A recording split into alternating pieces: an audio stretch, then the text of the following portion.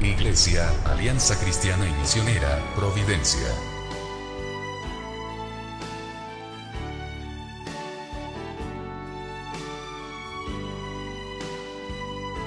Les esperamos en Avenida General Bustamante 60, Providencia. Síguenos en Así Providencia. Bienvenidos.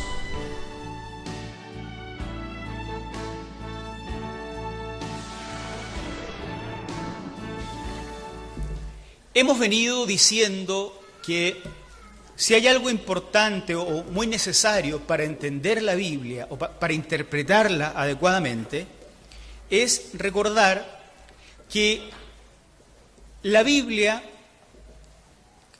es una palabra de Dios, es la palabra de Dios, pero comunicada en lenguaje humano. En la Biblia hay poesía, hay narración, hay biografía antigua y hay literatura apocalíptica. Todos estos son géneros literarios, son géneros que deben interpretarse en concordancia con el género, porque de lo contrario podríamos interpretar literalmente algo que era símbolo o simbólicamente algo que era literal. Esas cosas hay que tomarlas en cuenta, porque como digo, es una palabra de Dios, pero comunicada en formato humano. Por eso se comunica en el idioma que ellos hablaban, hebreo el Antiguo Testamento, hebreo y arameo, griego el Nuevo Testamento. Pero se comunica también en géneros literarios. Nos hemos encontrado ya a partir de la semana pasada, el capítulo 6 del libro de Apocalipsis, en el que se comienzan a abrir los famosos 7 sellos. Digo famosos porque sobre esto se han hecho películas, pronto saldrá una telenovela, ¿no? Ya empezaron con una, ahora seguirán las del Apocalipsis, esas van a ser entretenidas seguro. Pero lo que pasa con estos 7 sellos, nosotros los hemos interpretado como la historia. Y hemos dicho que estos 7 sellos son la forma en que el Apocalipsis periodiza la historia. Bien, voy a estar resumiendo más o menos lo que hemos dicho hasta ahora para luego meternos en profundidad en el capítulo 7. Entre los siglos III antes de Cristo y I después de Cristo, proliferó esta forma de literatura a la que nosotros llamamos literatura apocalíptica. Hay cientos de escritos, fundamentalmente en griego, que pertenecen a la tradición judía, pero no solo la tradición judía, sino también cristiana, cientos de escritos de tinte apocalíptico. Porque, como digo, en esa época proliferó este tipo de literatura. Toda esa literatura tiene ciertas características en común que nos permite identificarla como literatura apocalíptica, ¿no? Por eso cuando leemos el Apocalipsis de Juan, que está en la Biblia, sabemos que estamos leyendo literatura apocalíptica porque contiene los mismos elementos característicos de otra o de la otra literatura del mismo tipo. Por supuesto, no todos esos cientos de escritos entraron a formar parte de la Biblia cristiana, porque no todos ellos se reconocieron como portadores de la revelación de Dios. En efecto, como libro completo, solo el Apocalipsis de Juan entró a formar parte de la Biblia cristiana, ¿no? Y para el Antiguo Testamento, una sección del libro de Daniel también es reconocida como literatura apocalíptica. Después hay fragmentos en Isaías, en Mateo, Marcos, Lucas, que tienen las mismas características, pero ya no son el libro completo, sino que son solo fragmentos. De eso decimos nosotros que es literatura apocalíptica, por lo tanto, contienen esos elementos característicos. Una de esas características presentes en todos es la periodización de la historia. El vidente de los libros de Apocalipsis percibe la historia dividida en periodos. Y el escritor siempre se ve a sí mismo como viviendo en el penúltimo periodo, justo antes de que se inicie la aniquilación de todo. Los apocalipsis siempre surgen en momentos de mucha angustia, en momentos de mucha tensión, en momentos de grandes persecuciones. Por eso el escritor apocalíptico y las comunidades que leen originalmente esto surgen precisamente en esos momentos. Ahora, esa periodización de la historia también se hace en forma simbólica. Por ejemplo, hemos dicho que en el libro de Apocalipsis esa periodización de la historia se hace con la figura de los 7 sellos. Jesús abre el primer sello y se desencadena una serie de acontecimientos. Abre el segundo y se desencadena una serie de acontecimientos. Lo mismo con el tercero, el cuarto, el quinto, el sexto y finalmente el séptimo. En el libro de Daniel, esta periodización de la historia se expresa en la forma de 7 semanas, las 70 semanas así llamadas, ¿no? También es lo mismo, una semana, otra semana, de tal forma que está a punto de llegar la última semana y el escritor describe su situación actual en la penúltima semana de años. Entonces, siempre hay una periodización de la historia. Siempre el escritor se percibe a sí mismo viviendo en el penúltimo periodo y el último está a punto de llegar. La semana pasada nos quedamos cuando el Señor abre el 6º sello y se desencadenan una serie de acontecimientos que provocan una conmoción cósmica, terremotos, terror en los habitantes de la tierra. Todo eso, sin embargo, no es todavía el fin de la historia, sino el penúltimo momento de la historia. Las personas se meten en las cuevas, los poderosos se esconden de la ira del Señor tratando de, ojalá, morir antes, así lo expresa el escritor, antes de ser enjuiciados en este último día de la ira del Señor, que se iniciará cuando el 7º sello se abra. Pero el narrador todavía está parado en el 6º sello. ¿Bien? Entonces, uno esperaría que luego de esta descripción viniera la apertura del 7º sello y finalmente la historia llegara a su fin. Pero en la visión que está teniendo nuestro escritor, el vidente, Juan, se hace como una especie de alto, una especie de paréntesis, como que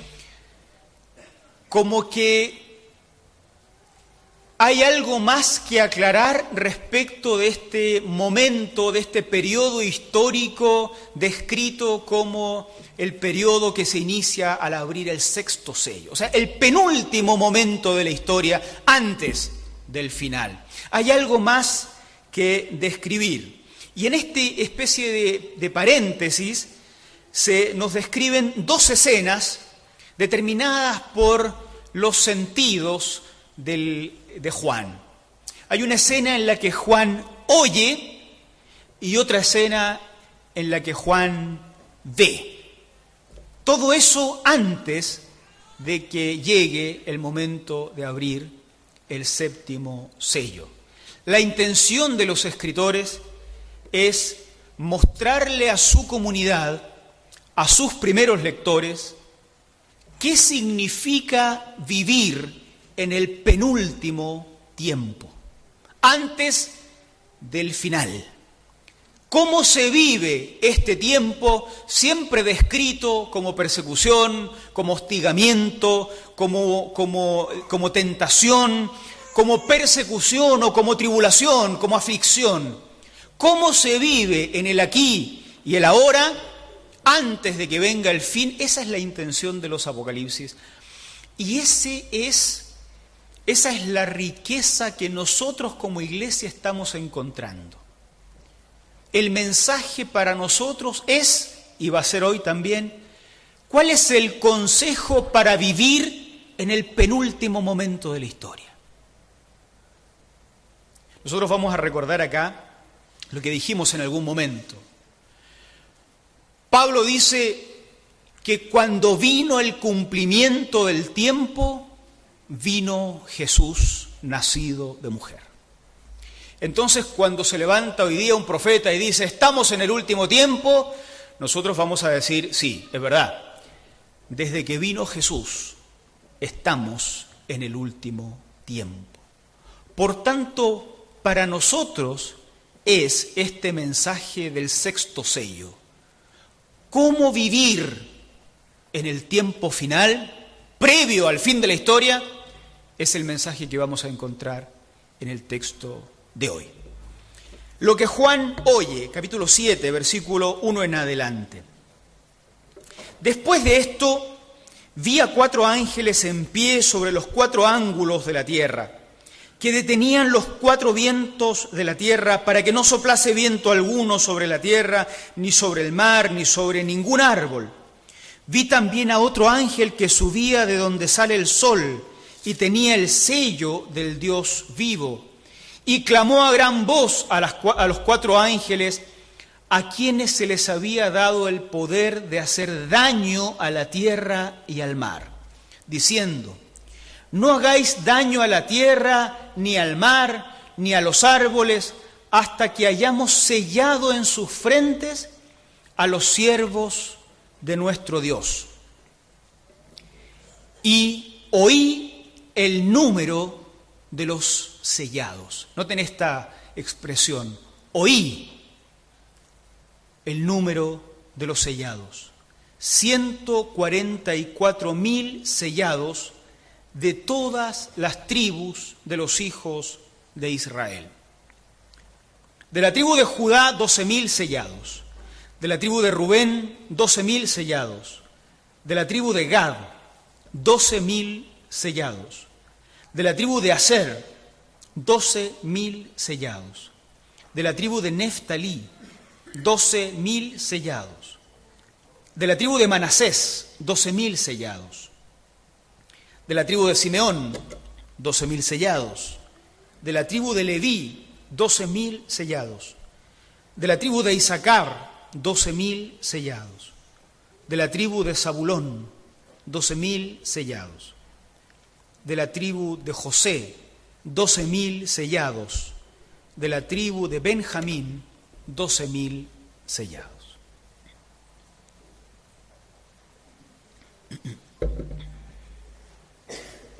$144.000 siervos de Dios reciben un sello para vivir. Ya acá comienzan estas descripciones difíciles de interpretar, ya empezaron la semana pasada, difíciles de interpretar en el Apocalipsis.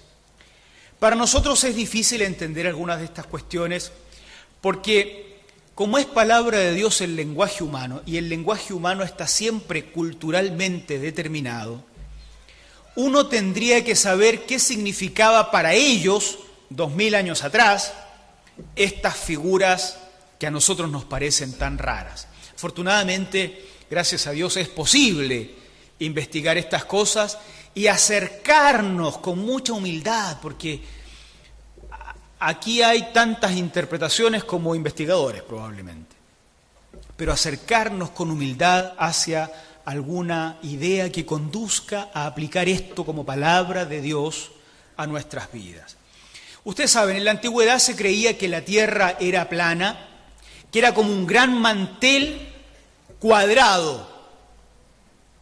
Los vientos que provenían desde los costados eran normalmente interpretados como vientos positivos, vientos que hacen bien. Pero los vientos que venían desde los ángulos de la Tierra, una gran mesa cuadrada, plana, eran vientos dañinos, destructivos. Recuerden que la palabra para viento es neuma, la misma que se usa para espíritu, aunque acá usa otra palabra griega para referirse a viento. Es claro comprender que estamos a un paso de identificar a los vientos con seres angelicales que tienen en su mano el poder de soplar o no soplar. Así es que se atribuye el poder a 4 ángeles que pueden detener los vientos o que pueden echarlos a andar, teniendo como resultado favorecer o destruir la creación de Dios. Se describen a estos 4 ángeles parados en los extremos, porque así se entendía la naturaleza en esa época, y que están a punto de destruir todo. La voz de un ángel que tiene la marca de Dios, que tiene el sello de Dios, una voz expresada de forma muy ruidosa, a gran voz, les dice que se detengan. No los autoriza a destruir lo que están a punto de destruir. Está por desencadenarse el tiempo final. Se les detiene. ¿Hasta cuándo? Hasta que terminen de ser sellados los siervos de Dios. ¿Cuántos son? 144.000. 12.000 por cada una de las tribus de Israel. La tierra. Juan ha sido llevado al cielo en visión, pero también recibe en visión lo que está pasando en la tierra. Está por ser destruida, está por empezar a ser purgada a causa de la maldad que se ha desencadenado en la tierra. ¿Cuál es la gran maldad que este escritor está viendo en la tierra? Es la que describíamos cuando estudiábamos las 7 cartas a las iglesias del Apocalipsis. Toda esta autodeificación de los emperadores, el llamado a ser adorados, que ponía a los cristianos en peligro permanente de ser tomados presos, de ser incluso asesinados. El llamado a la iglesia en todas esas cartas era el llamado a resistir. Resistir todo lo necesario y en algunos casos esa resistencia podría ocasionarles la muerte. ¿Qué significaba resistir? Significaba no aceptar la adoración a otros dioses que no fueran el único Dios verdadero. Pero no aceptar la adoración al emperador o el culto al emperador, para muchos de ellos significó la muerte y en todos los casos la persecución, la tribulación. La tierra está a punto de ser castigada. No la castigues todavía hasta que se complete el número de los sellados. Los sellados son entonces quienes están viviendo acá en la tierra en medio de estos momentos de tribulación, ad portas de que la tierra experimente el juicio de Dios. ¿Cuántos son? 144.000. En el número 144.000, que no es un número real, sino que es un número simbólico, existe un juego de 2 números que para la literatura apocalíptica y para la simbólica cristiana y judía son muy importantes. El número 12 y el número 1000. el número 12 vino a ser símbolo del pueblo de Israel, el pueblo así llamado pueblo escogido por Dios. Número 12 es símbolo de grupo escogido, pero fundamentalmente del pueblo de Dios de Israel, como pueblo escogido de entre las naciones. Y esto es así producto de las 12 tribus que configuran al pueblo de Israel. Los 12 hijos del patriarca Jacob, que también tiene una hija, pero como es la costumbre de la época, no la cuentan en la numeración final, pero que viene a ser símbolo entonces de este pueblo de Dios. Por eso, cuando Jesús edifica su iglesia, la instala también sobre 12 pilares,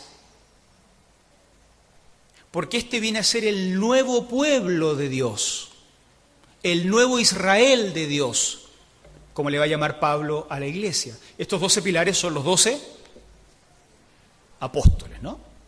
Así es que es el mismo símbolo. El cristianismo retomó muchísimo de la imaginación judía para expresar lo que era su propia fe. 12 apóstoles. Por ejemplo, el libro de Mateo, solo como un dato, ¿no? El libro de Mateo está organizado en función de 5 grandes sermones de Jesús.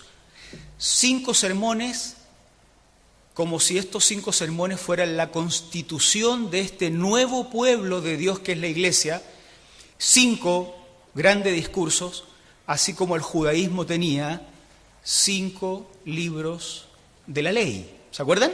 El Pentateuco, Génesis, Éxodo, Levítico, Números y Deuteronomio. Mateo como que quiere reestructurar y plantear el surgimiento de un nuevo Israel de Dios, y esto se hace de diferentes maneras, como resignificando algunas expresiones propias del judaísmo.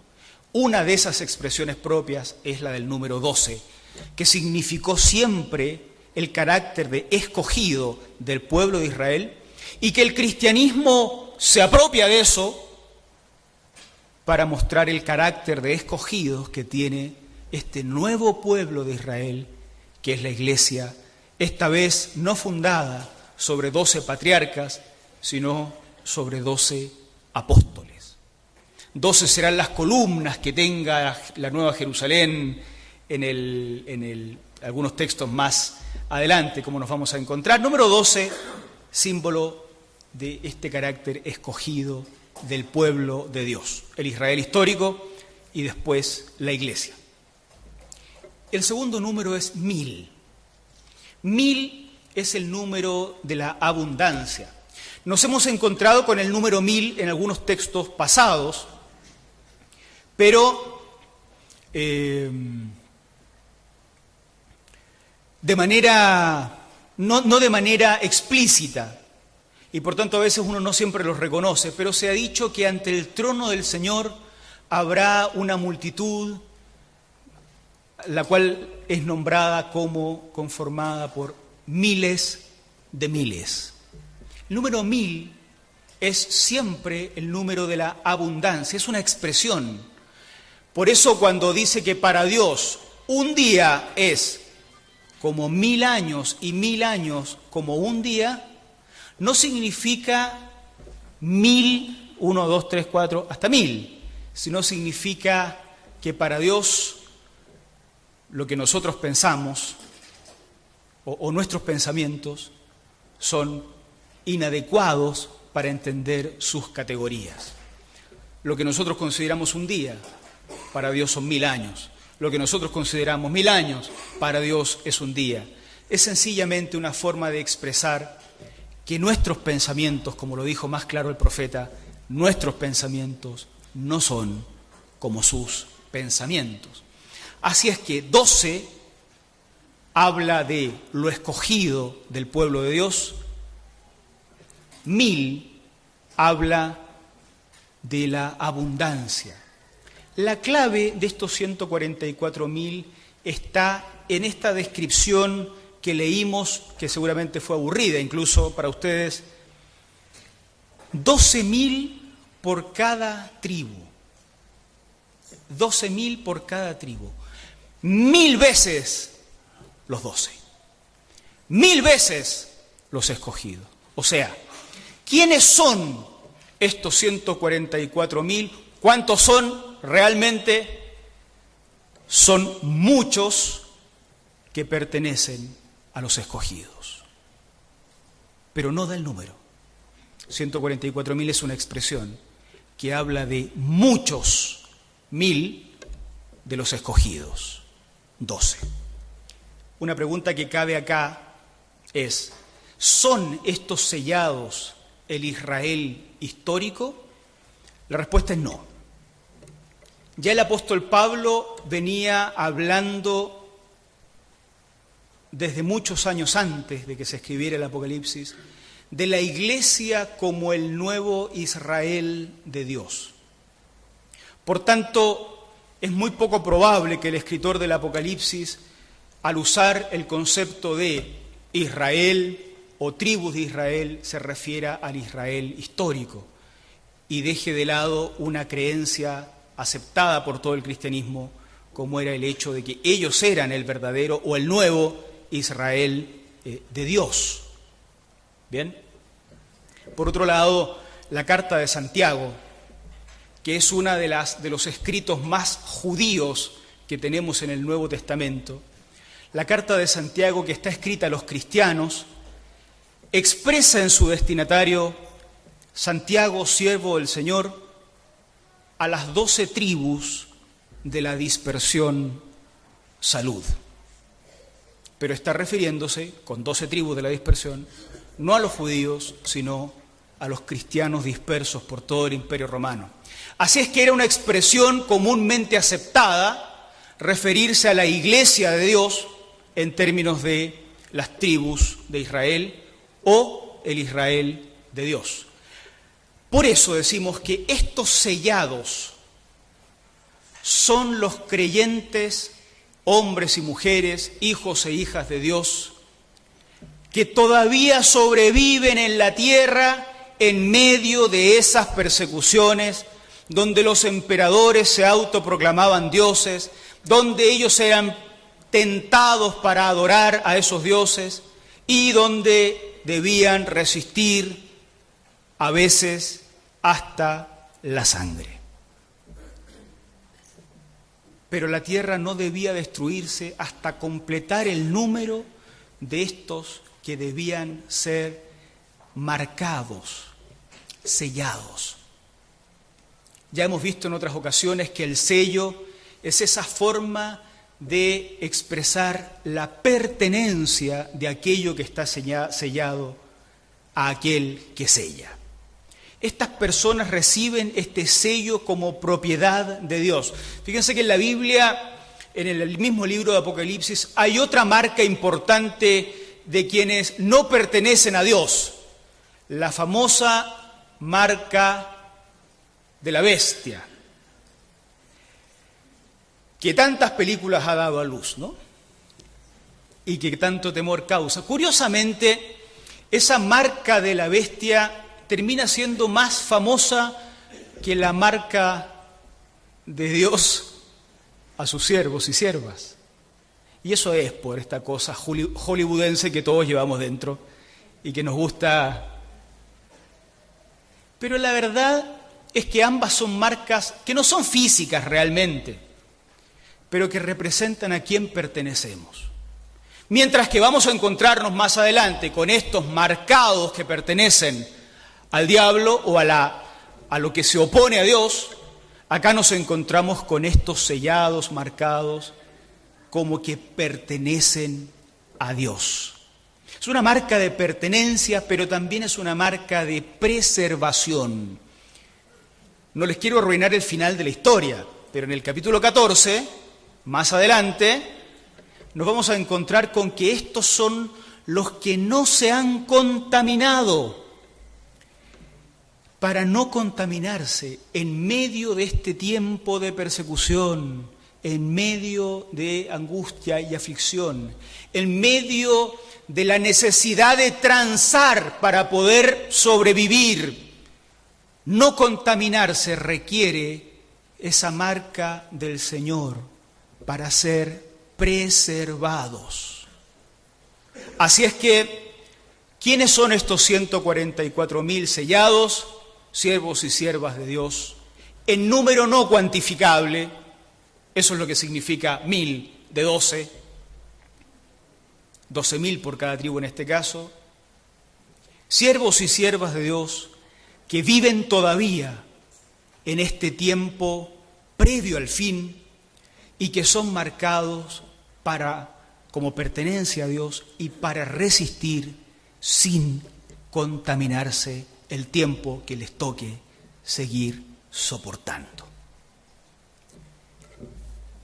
Enseguida cambia el escenario. Dice el versículo 9: después de esto miré. Después de esto es una marca de cambio de escena en este drama. Después de esto miré, y he aquí una gran multitud de la cual nadie podía contar. Fíjense que lo de los 144.000 solo lo oyó.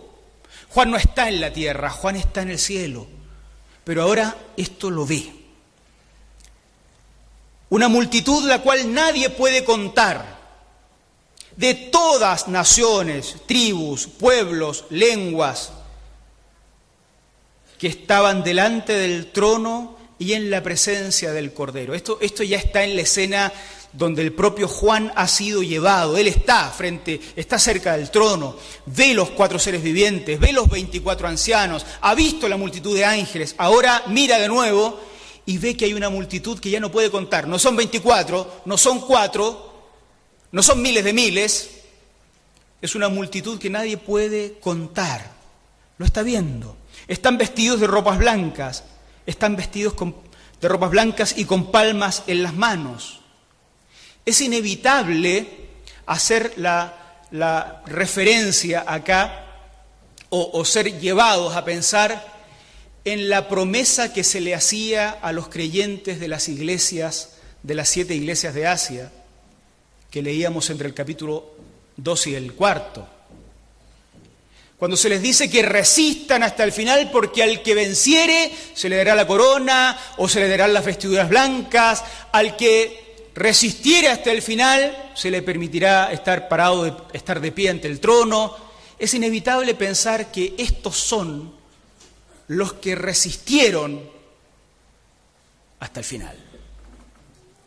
Clamaban a gran voz diciendo: la salvación pertenece a nuestro Dios, que está sentado en el trono y al Cordero.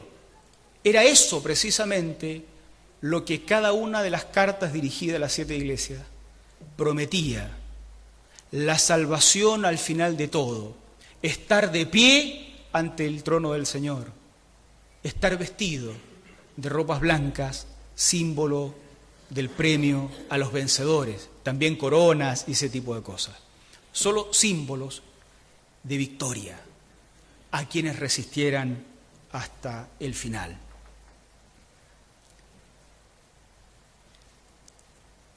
Pero junto con esta multitud aparecen luego un montón de ángeles. Todos los ángeles estaban en pie alrededor del trono, donde también estaban los que estaban con vestiduras blancas. El versículo 11.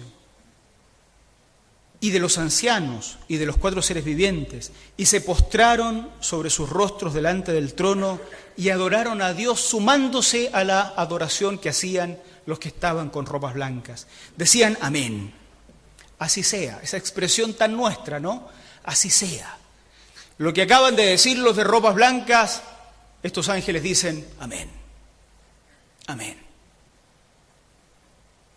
La bendición y la gloria y la sabiduría y la acción de gracias y la honra y el poder y la fortaleza sean a nuestro Dios por los siglos de los siglos. Amén.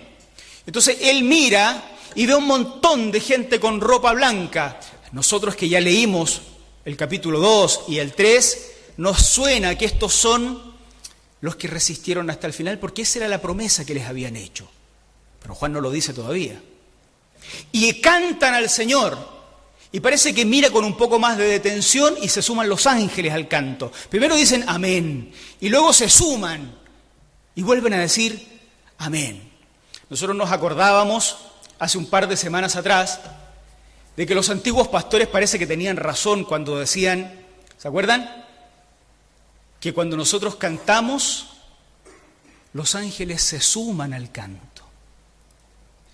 Juan ya había descubierto, lo había dicho en algún momento, que en el cielo había 4 seres vivientes que representan la creación entera, 24 ancianos que representan ese culto que le da tanto el judaísmo como el cristianismo a Dios, y los ángeles, y había descubierto que ese canto era el mismo que cantaba la iglesia acá en la tierra. Nosotros decíamos, nos imaginábamos en ese momento cómo habrá sido para alguien que está desterrado en la isla de Patmos, probablemente trabajando en las minas, que sabe que en contra suya tiene el imperio más poderoso que ha existido en la historia, que no importa cuánto pueda hacer, no va a poder nunca vencer al imperio romano, y si el emperador se quiere autoproclamar Dios, no hay poder humano que pueda estar en contra de él. Imaginábamos nosotros lo que habría sido para él descubrir que el canto que él cantaba en la cueva, el canto que cantaban en los desiertos, en los cementerios, porque los cristianos hacían sus primeros cultos en los cementerios, esperando la resurrección de sus muertos, el canto que cantaba la gente humilde, imagínense lo que fue para él descubrir que era el mismo que cantaban los ángeles y el universo entero. Ya no se sentía tan menesteroso. Ya la fe cristiana no era la fe sencillamente de los derrotados. Y ya el imperio romano no parecía tan poderoso. Porque nuestro canto era el mismo canto de los seres angelicales. Pero ahora, él no está viendo solo lo que cantan acá y lo que cantan allá. Lo que está viendo es que ante el trono del Señor se produce un canto comunitario, formado por seres angelicales, pero formado también por otras personas vestidas de ropas blancas. Una multitud que no puede contar, todos ante el trono del Señor esta vez. Como que la iglesia se trasladó de lado y armaron el culto ahí arriba. Entonces uno de los ancianos, versículo 13, habló diciendo, estos que están vestidos de ropas blancas, ¿quiénes son? ¿Quiénes son? ¿De dónde han venido? Yo le dije, Señor, tú lo sabes. Él me dijo, estos son los que han salido de la gran tribulación y han lavado sus ropas y las han emblanquecido en la sangre del Cordero. Acá es importante hacer una aclaración. La mayoría de nuestras doctrinas cristianas, aquí habemos personas provenientes de diferentes iglesias, la mayoría son locales, pero algunos vendrán de otros lados, y otros que nos ven por la señal de internet serán de otras tradiciones evangélicas probablemente. Hay que recordar que nuestras doctrinas cristianas, con todo y ser muy valiosas, no existían en la época en que el Apocalipsis fue escrito. Al revés, las doctrinas se forman muchos años más tarde como una forma de interpretar estos textos. Entonces la pregunta no es ¿qué es la gran tribulación para nosotros? La pregunta es ¿qué significa tribulación grande para ellos? De hecho, la expresión es estos son los que han salido de la aflicción, de la grande, la gran aflicción. El momento de persecución, de tribulación y de angustia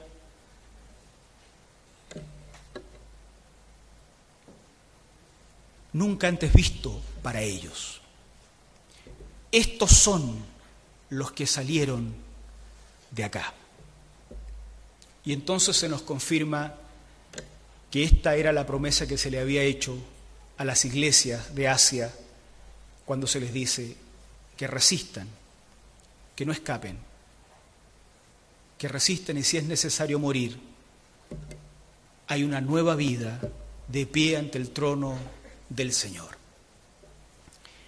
Entonces, mientras que los 144.000 sellados son siervos y siervas de Dios que están vivos, todavía resistiendo la persecución, la aflicción, el hostigamiento de este mundo, la multitud de ropas blancas son los que ya han pagado con su vida haber sido fieles hasta la muerte. Los muertos de los cristianos que están de pie ante el trono del Señor. Entonces lo que pasa con Juan es que él puede conocer lo que está pasando acá en la tierra al mismo momento que puede conocer lo que está pasando en el trono del Señor. Si la pregunta de la gente de Asia Menor era ¿dónde están nuestros muertos que día a día dan su vida siendo fieles al Señor? La respuesta en esta visión es están de pie ante el trono del Señor como Él lo había prometido, cantando, y a su canto se suman los ángeles, los ancianos, los seres vivientes, la creación entera. Y nosotros que estamos vivos hemos sido sellados para permanecer, para no caer, para no desmayar, para no contaminarnos, como dirá algunos capítulos más adelante. Estos son los vencedores de los que hablan las cartas a las 7 iglesias, los que han vencido y probablemente han tenido que dar sus vidas en este afán de ser fieles al Señor. Todo esto está pasando en el 6º sello, en el momento previo a que se desencadenen los acontecimientos del último sello, el último momento de la historia, el fin de la historia. Esta es la comunidad, la iglesia de Dios, que está viviendo el tiempo previo al fin.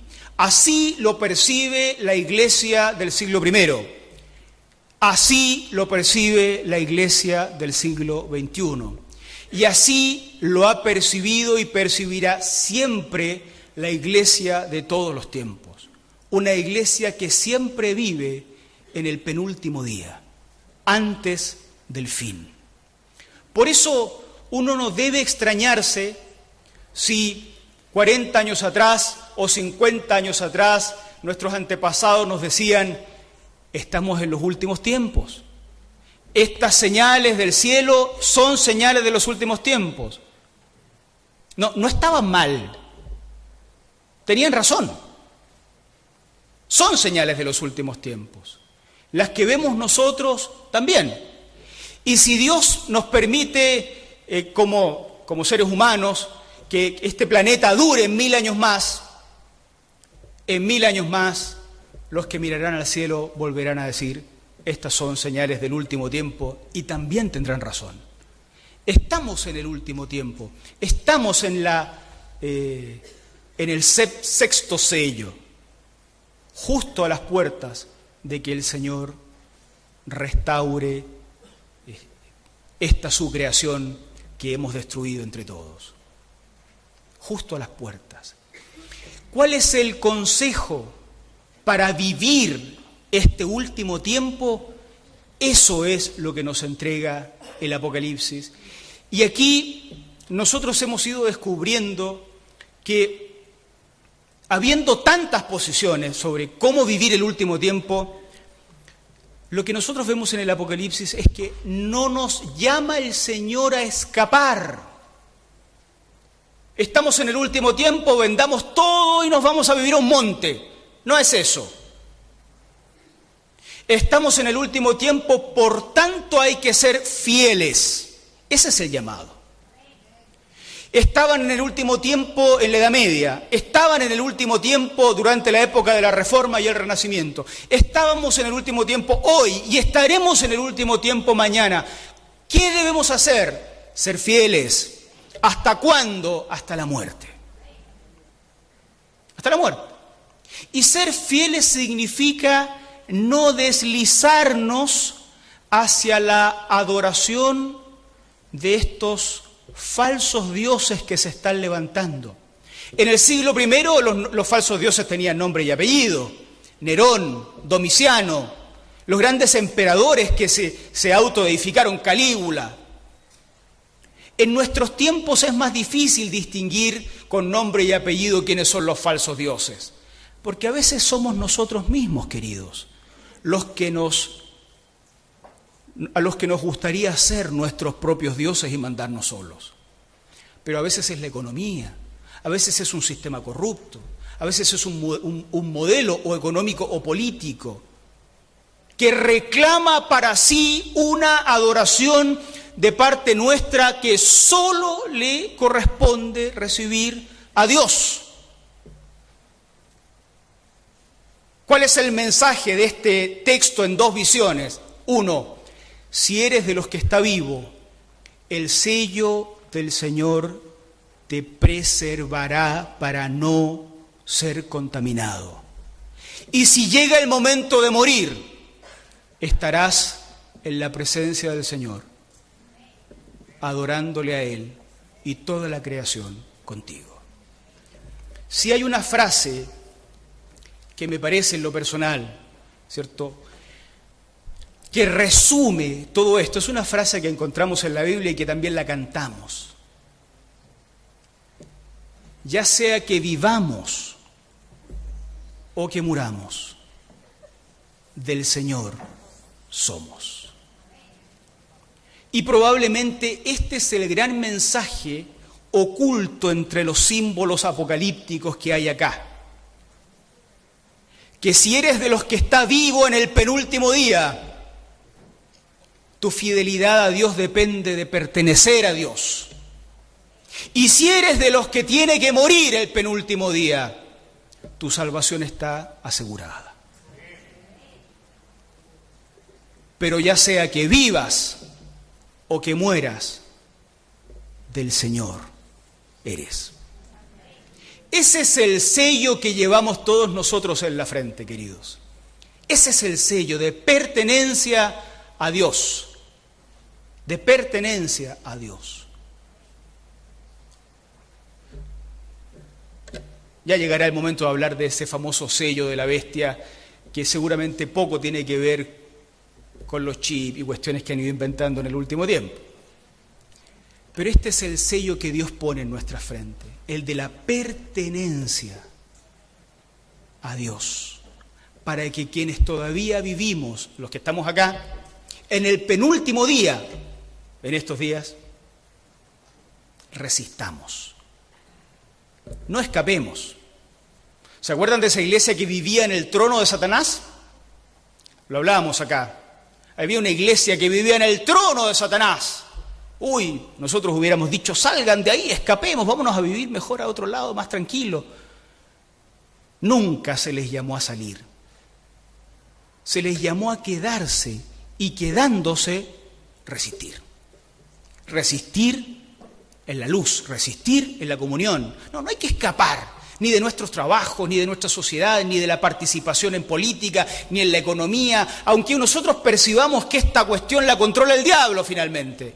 No importa, a nosotros no nos controla. Los que tenemos que estar acá, los que quedamos, los que tenemos que vivir el penúltimo día, lo vivimos con el sello, la marca, la señal de pertenencia a Dios.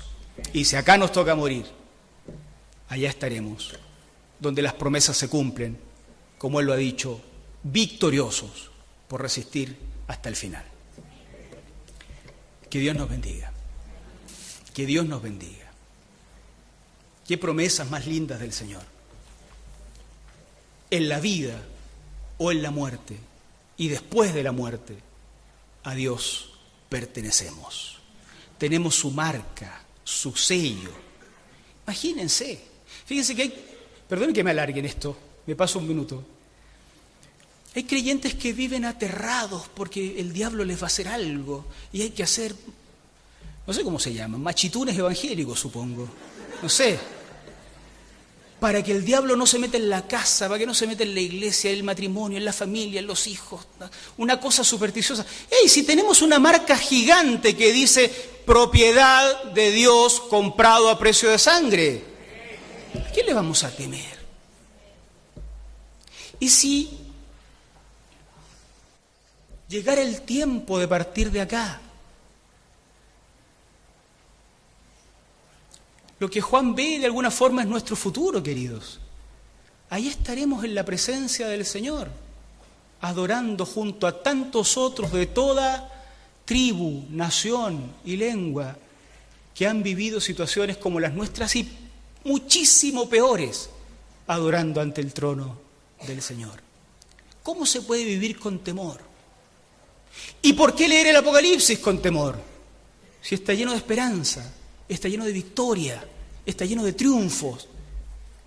El mensaje para nosotros, para vivir el penúltimo día o los últimos tiempos, es el de vivirlos en pertenencia al Señor, porque la victoria está asegurada. Gloria al Señor. Oramos al Señor y terminamos cantando para Él. Gracias te damos, Señor amado, por este momento especial. Gracias porque podemos, Señor, en medio de estos tiempos, pero también con tantas comodidades, adorarte, Señor. Estamos aquí calientitos, nos acompaña la música, nos sentamos, podemos hablar, Señor, sin ser apedreados. Es imposible no pensar en estos momentos en tantos otros que en estos mismos momentos estarán en alguna cueva o en algún desierto o muriendo tal vez. Te damos gracias, porque ya sea que vivamos o que muramos, te pertenecemos. Y Señor, queremos llevar, viviendo a la altura que corresponde, este sello que indica nuestra pertenencia a ti. Nos sumamos en la adoración a ti que estás en el trono, Señor.